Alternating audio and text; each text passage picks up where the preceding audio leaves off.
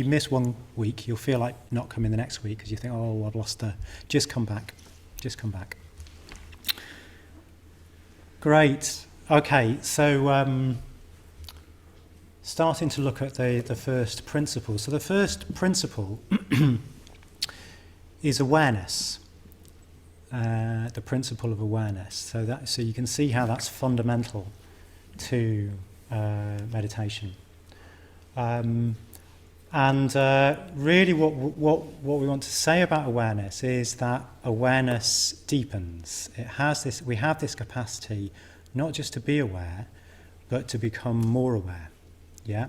That awareness, somehow we can learn how to direct our minds in such a way that we become more aware. So it's a really, really simple principle. But it's absolutely integral, absolutely essential to everything we do in meditation. And you can see how that is as relevant outside meditation as it is in. If you're not meditating, well, that's interesting, isn't it? Why is that? We can become aware of why we're not meditating. See what I mean? So everything actually is a stimulus, an opportunity to develop awareness. That's essentially the principle, the fundamental principle that we are going to be engaging with over the next 6 weeks. Everything on this course is an opportunity for awareness. But I want to talk in a way about the range of possibility, the sort of ramifications of awareness through a teaching that's not traditional actually, but comes from Sangharakshita, my teacher, the founder of this movement, which I think is really, really helpful. It's very, very sort of, I was going to say obvious if you like, but really sort of draws out the range of how far-reaching this principle is. So the 4 levels of awareness are things, self, others, and reality. That's the sort of extent of how far this can reach. So I just want to talk about those, to bring them alive a bit. So, yeah, we can become more aware of things. Again, that might sound like a really obvious thing to say, but actually how much of the time are we aware of things, the things around us in our lives? Little example of this, for me, I was washing up in my girlfriend's kitchen, and I looked up and there was this rubber plant looking back at me, and it startled me because I thought, I have never seen that. How many times have I washed it? Well, maybe actually that raised another question. But yeah, I've washed it many times, and there is that plant looking back at me. It was slightly sort of irksome. I wanted to say, has someone just put that there? You know, I wanted to be right, but no, that plant was sort of showing me how little I am aware. And because it was a slight shock, a slight embarrassment, it sort of drew me out of my inner world. You know, I was sort of lost in thought. Don't know what I was thinking about at the time. But so much of our lives can pass in this sort of inner world of thought. Perhaps we're thinking about the future, what we're going to be doing next, but we're not actually here, present in our lives. The experience of it was beautiful. There was this plant, this living thing, kind of looking back at me. It was a wondrous moment, actually. How much of that do we miss in our lives? So that's things and the possibility that lies within becoming more aware of them. And then that these shade into each other. So awareness of self. Now, there's a lot to that. There's a lot to becoming aware of self. But there was an example. I wasn't aware that I was sort of lost in thought. I was just lost in thought. And then the shock, and suddenly I'm aware of not having been aware. Do you see what I mean? I'm suddenly self-aware.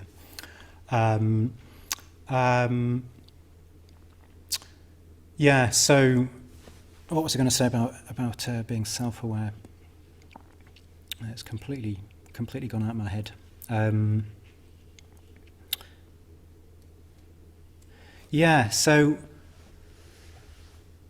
actually it's more difficult than it seems. It's hard enough just to be aware of things, but with self, self has got an inbuilt tendency to prevent us becoming aware of ourselves as we are.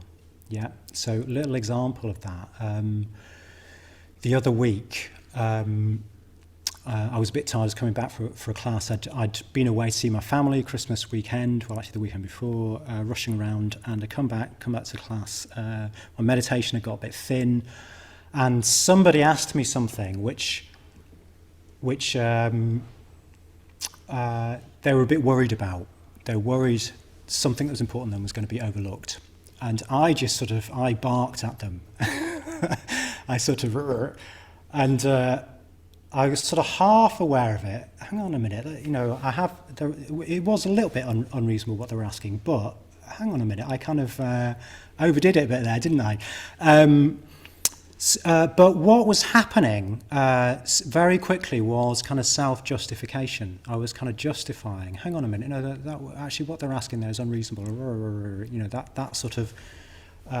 So this is kind of self, the tendency of self to sort of self-repair itself. We've got a story of self that says I am a consistent human being here. I am entirely reasonable in everything that I do, I choose to do. It's not the case, folks, is it? It's not the case. I'm sure we can all recognise those moments where we just automatically knee-jerk kind of react in some sort of way. It may be just turning the TV on. Who did that? I hadn't decided to do that. The thumb's already kind of pushed the button. That sort of automatic living is unaware. It's unself-aware. But I hope you can see that actually we've got this inbuilt tendency, self has got this inbuilt tendency to sort of repair the story, to sort of post-justify. That was entirely reasonable. And therefore it's hard to penetrate that. It's hard to really see ourselves as we are. So that's the challenge with self-awareness. If we see ourselves more as we are, we'll see all these discrepancies. We will see discrepancies. That's an increase in self-awareness. I said I'd do this, but I've done that. That's starting to become aware of self. There's often a bit of a sort of, moment. I think I'm like this, but look, I'm like that. That's self-awareness starting to break in. We'll discover that actually we're a whole bundle of selves, kind of vying, competing for supremacy, for dominance, if we become self-aware. So, quite a challenge, but that's what we're trying to do. Now, if we can become self-aware, we can become aware, this is moving on to the next level of awareness, we become aware of others as selves. Sounds like a simple thing, but actually most of the time we're aware of others as sort of bit parts in the film, that I am the central character. I don't know if you all knew this, but I am the central character here, not you. That's the kind of world that we live in all too easily.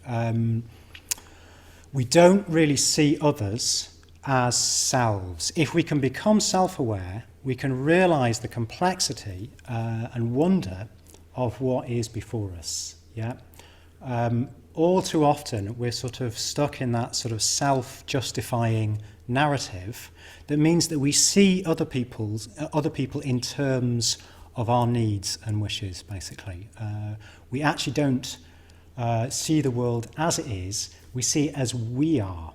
Yeah, as we are. I like people like this, and I don't like people like that. That's how you see people. That's a likable person. That's an unlikable person. We're seeing the world as we are, not really as it is. It's a seismic shift in terms of communication. The possibilities that open up when we see others as selves is enormous. It's life-changing. It will transform. One of the things that meditation has done in my life is has transformed my relationships and the range of people that I can have meaningful relationships. It was quite narrow actually when I first came along. I spent time with people that were like me, and I didn't have much of a sort of range. Meditation Metta Bhavana, that's the second practice, we'll be doing mindfulness of breathing first 2 weeks, has really opened that up. That's kind of changed my life. Just keep an eye on time. Yeah. So I'm sure we've all had kind of moments of that where there's an opening. There's a memory for me that comes back. I was managing someone. They were being, in my mind, a bit difficult. And I had to tell them that. I wasn't quite, as I walked into the meeting, I wasn't quite aware that actually I was a bit sort of steamed up. Awareness, self-awareness hadn't quite dawned. In the meeting, it's a good friend actually, but I was a bit, and I could see, because I know them, I could see they just dropped their guard. They just completely dropped their guard. I could see the sort of flicker of vulnerability. I don't know what's going to happen in this meeting, kind of pass over their face. The agenda that I had, I just dropped it. I had to drop it. Suddenly I was confronted with another human being, another self in front of me, and the agenda I had was totally inappropriate. It was totally inappropriate. Actually, I fumbled it a bit because I did need to say something, but I just completely dropped it because I was suddenly shocked into this next level of awareness, aware of another human being. So all sorts of possibilities open up from that point. And then the last level, moving on to awareness of reality. With awareness of reality, well, in a way, we've sort of we've touched on how with other people we're aware of them as we are, as sort of bit parts in our own film, not really aware of them, not really aware of what's out there. Well, that's what's being sort of that's the sort of forerunner, if you like, to awareness of reality. Sort of seeing actually that we don't see things as they are. What we experience of the world is sort of veiled. What in Buddhism we'd call views. It's sort of filtered through this kind of seeing the world as I am, people I like, people I don't, all that sort of stuff. The veil of kind of views and also negative emotions. We'll be talking about that a bit further on in the course. But it means that we don't actually see what's there. Now, if we develop awareness, if we concentrate our mind, we can start to see through that, like that shock of realization that there's another human being there. That was a leap, a seismic sort of leap in awareness. If we're concentrating our minds, we can start to see things, reality, things as they are, or reality. So, yeah, what more to say about that? There was one other, again, I've lost my point.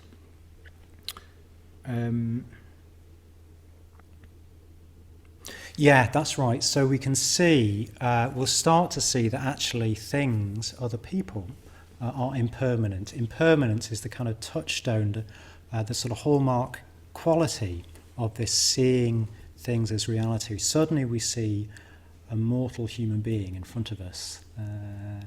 There's this kind of touch of impermanence.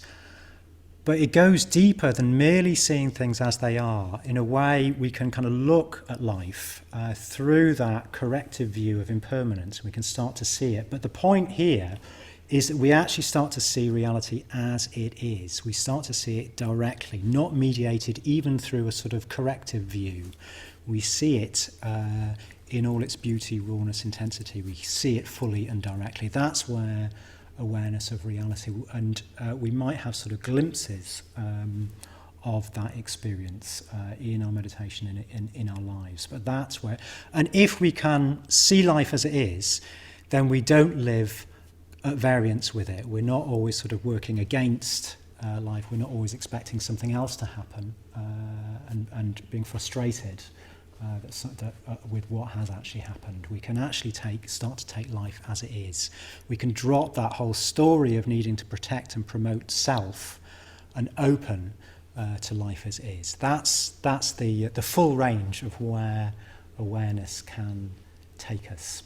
So that's probably enough to give you a broad sense of this this principle of awareness and how the full kind of extent of it, the full range of it. So I think what we'll do is let's do some meditation. Let's actually, having talked about it, experience it. Let's settle ourselves. So sit yourself just comfortable. We're not going to sit for long. Just comfortable and alert. I'll say a little bit more about posture later, but sit as comfortably as you can, and so your body's alert.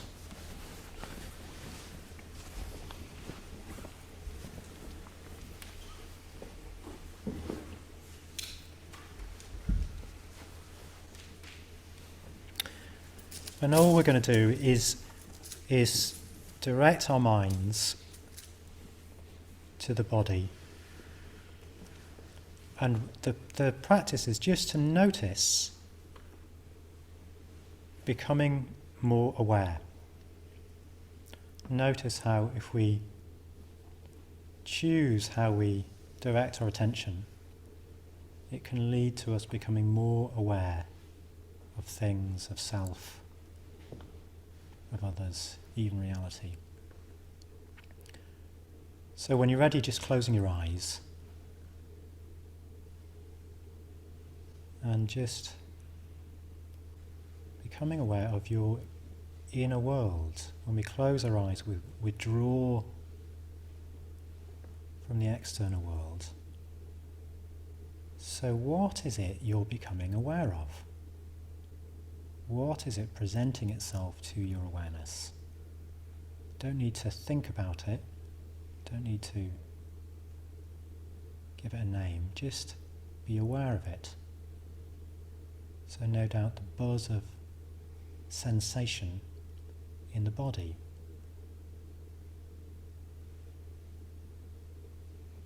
And perhaps the input of visual light, the sounds around us.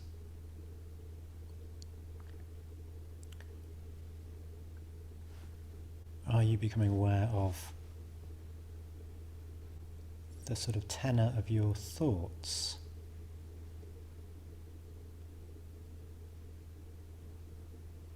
How about your mood? What's your mood like? Is it a bit flat or quite bright and buoyant? Somewhere in between.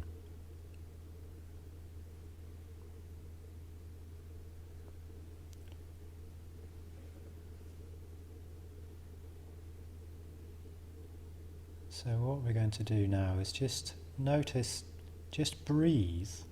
You're already breathing, but notice how you're breathing with all of this experience going on. So feel the body breathing as well as thoughts going through your head, as well as experiencing sensation in the body.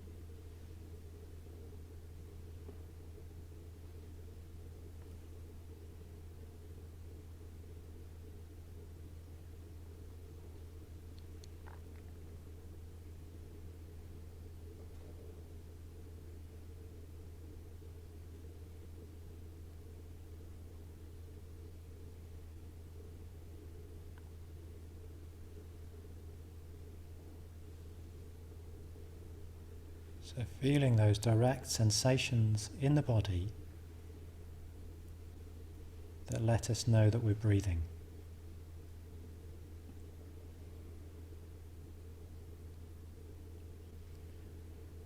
And see if you can rest your attention in those sensations continuously. See if you can stay with those sensations. So here we are directing our attention, and notice if there's any of this quality of becoming more aware of whatever, just by staying with the sensations of breathing. Not thinking about them, experiencing them directly in the body.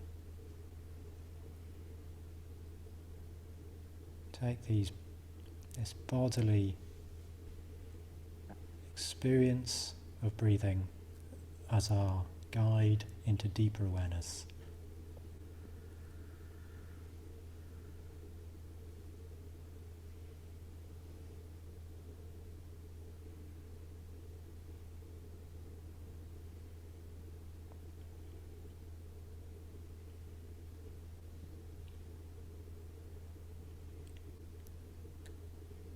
And when the mind wanders off or just vagues out a bit, revivifying that, attending to the direct sensations, bodily sensations of breathing.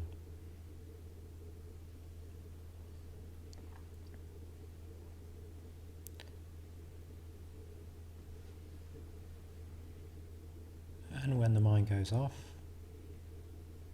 just starting again. Seeing if we become more aware of any discrepancies between how we think we are and how we actually are.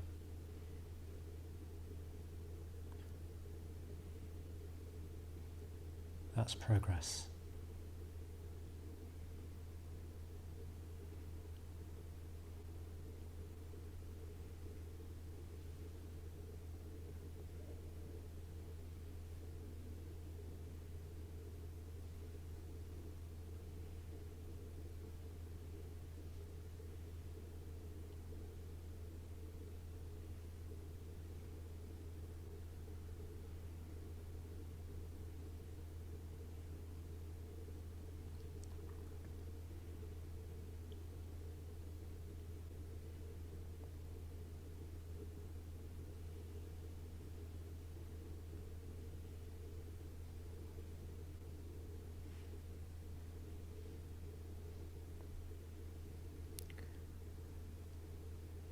And as we come now to the end of the practice, just drop any effort, even subtle effort that you're making, and just sitting absolutely still so that your mind can relax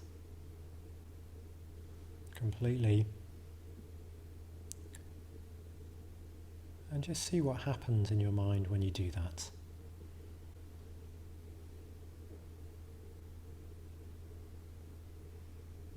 Noting anything that you become aware of through the meditation.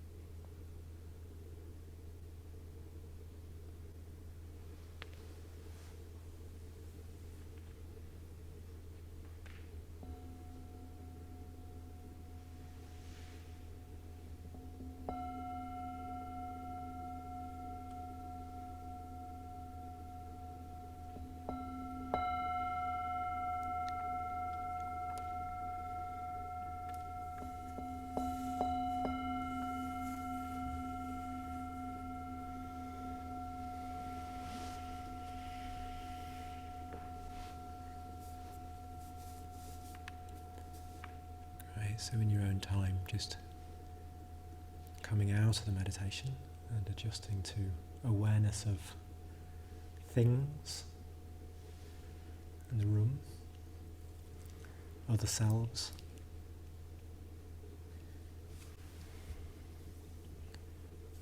Great. So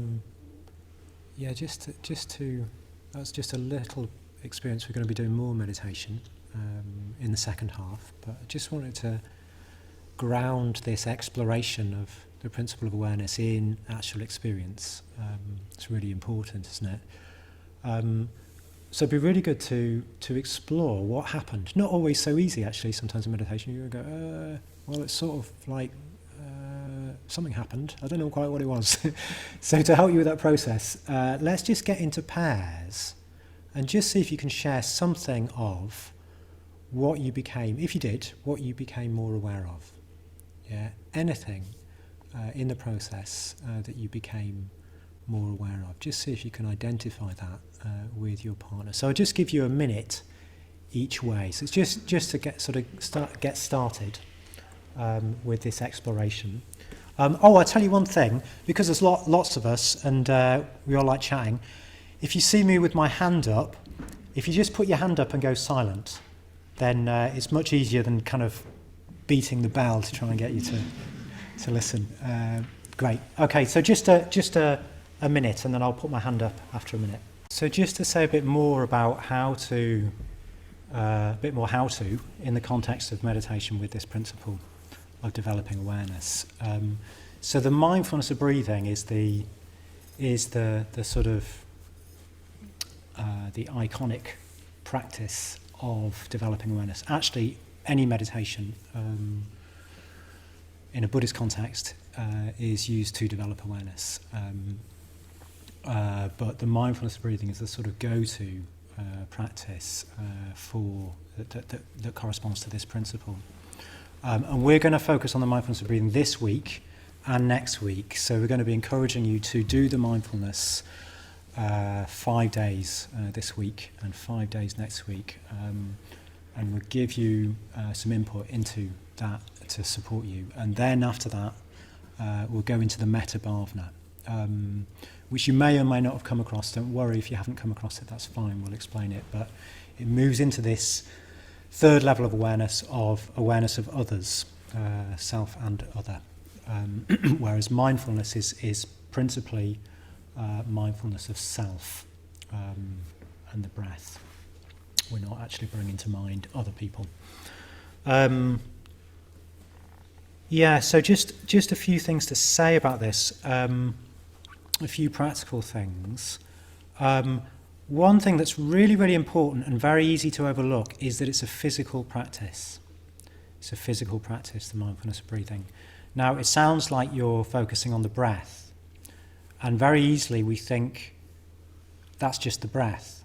That's not the body. But actually, I know this is a really obvious point, but we overlook it. We only experience the breath in the body. So what we're primarily focusing on in the mindfulness of breathing is the body. So it's important that you know it's a very physical practice, and that you experience that. We'll be doing a bit of this. So that's the first point I wanted to make. And then I wanted to introduce how to engage with the practice, how to direct your attention in the practice in order to cultivate awareness. There are these 4 stages to the practice. In the first stage, what we do is we breathe in, breathe out, we attend to the physical sensations of breathing in, breathing out, and then we just count 1. I find it best just to think in terms of say 1. We're not literally going to say it, but just say 1 rather than count 1. I'll explain why in a moment. But so breathe in, breathe out, say 1. In, out, 2. In, out, 3. And that can go up to 10. So that's what we do in the first stage. Now, a really important approach in the first stage is to let the breath be what it is. Yeah. So if it's a long breath, let it be a long breath. If it's a short breath, let it be a short breath. If it's a rough breath, let it be rough. If it's smooth, let it be smooth. Yeah.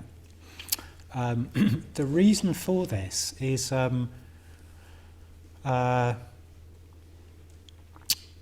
we've got a human tendency to try and control things. It appears like we can control things in life, so we get into the habit of doing it. Now, if you control the breath, you won't get interested in the breath. Now, if you don't get interested in the breath, you're not going to stay attending to it for very long. Yeah. So, in the first stage, really try to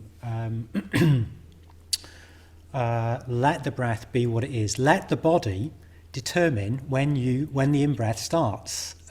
You don't need to tell it, right? In-breath now. That's not necessary, but you'll notice that tendency is there. or a lot of us will notice that. So yeah, just let the breath be what it is in this first stage. And then in the second stage, we're going to do exactly the same thing, but we're going to count just before the in-breath. So it's very similar, isn't it? Counting after the out-breath and before the in-breath, they're actually sort of at the same moment. But it's got, just notice that the sort of how it's got a different feel, a different sort of quality, doing it just before the in-breath. I don't want to say what that quality is, I just want to invite you to notice what the quality is.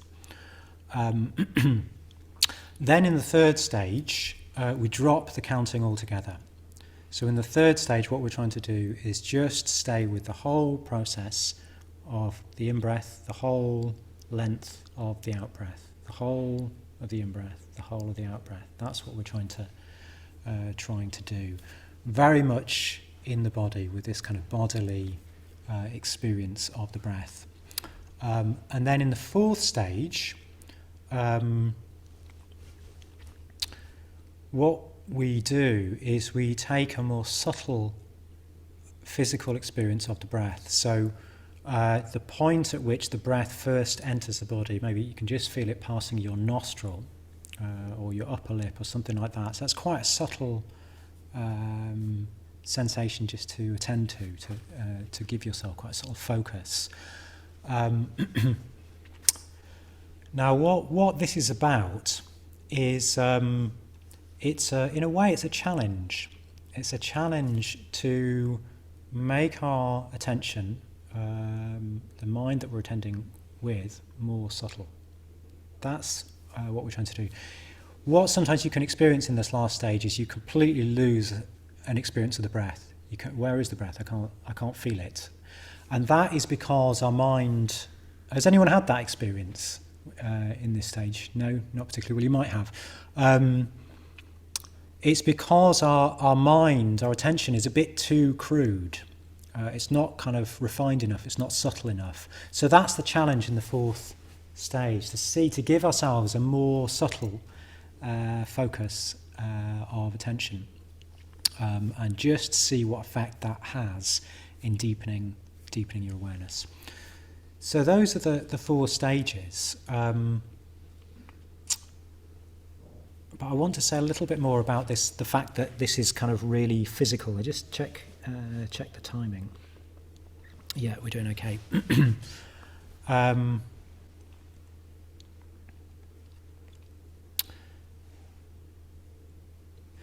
Yeah, so when we introduce the counting, that's actually thinking. And that's why I say it's a bit of a subtle point. Don't get worried about this, but it's better just to say one.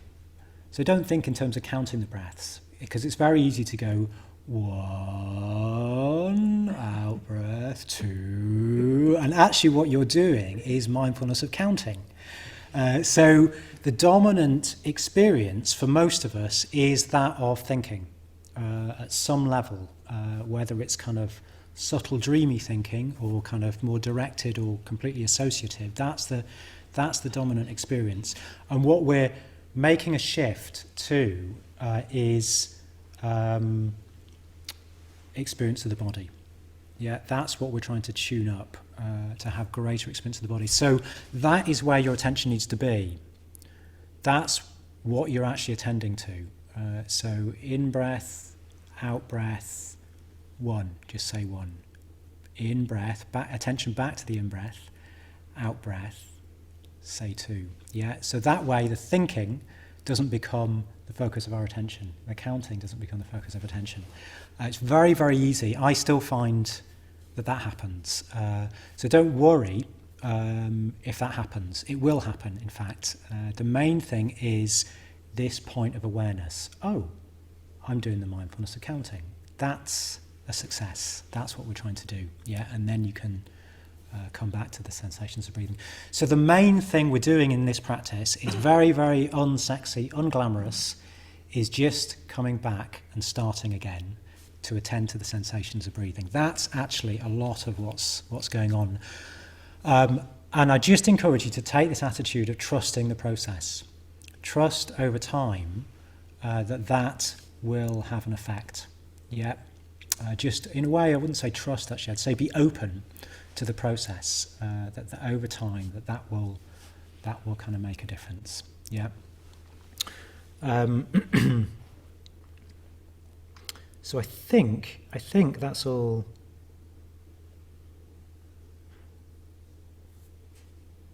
Oh yeah, no, there is. Okay, yeah, there is another point. So why are we counting? Yeah. So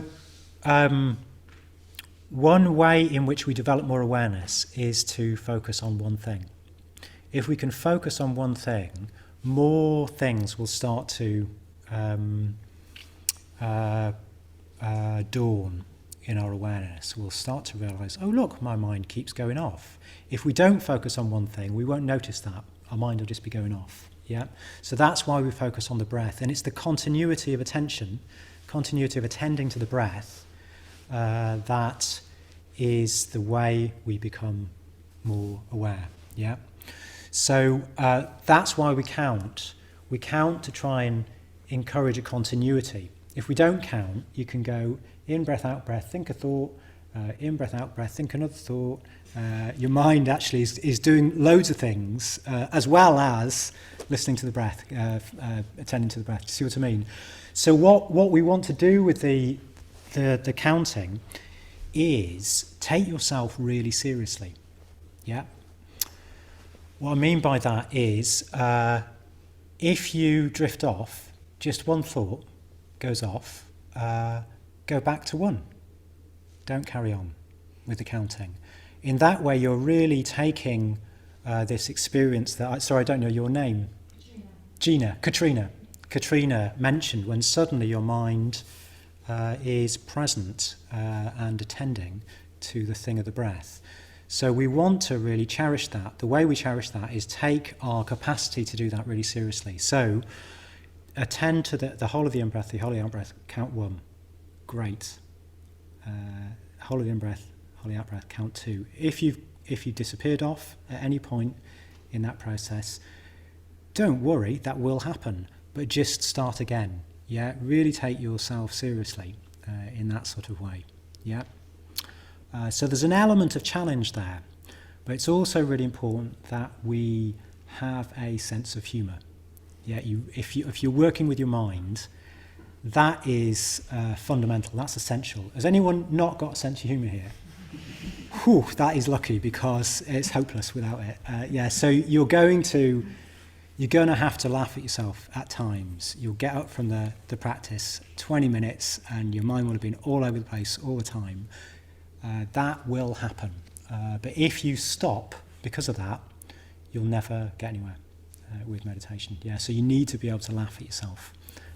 Come and tell your friends in the group what happened. Great. So that's probably one more thing. I've said that a few times, haven't I? Can't we meditate now? Posture. So I'm not going to say very much about posture because I want you to get an experience of it, like our friend. So what's your name? Alex. Yeah, like Alex said, the best lesson is experience with posture. But the easiest way, if you've not sat before, the easiest way is to sit like you're sitting on a horse, like this. Now, if you've got both knees on the ground, you'll be stable. If you're stable, you'll be able to relax. If you're not stable, you won't quite be able to relax. That will affect your mind. The other thing to be aware of with posture is, what sort of shape is my back? And some of you over this side, it's arched like that, isn't it? Yeah. And that is because I haven't got enough cushions. So if I increase the cushions, if I've got too many cushions, it'll be arched the other way. So just put your hand down your back and notice which way is it going. Is it bowing out or in? If it's bowing out, try another cushion. This is your time. So grab a cushion now if you want to, or put your hand up for it. And if it's going the other way, see if you can reduce your height now. this is the thing to do with posture. Try it out. Try it out. It's an ongoing process of exploration.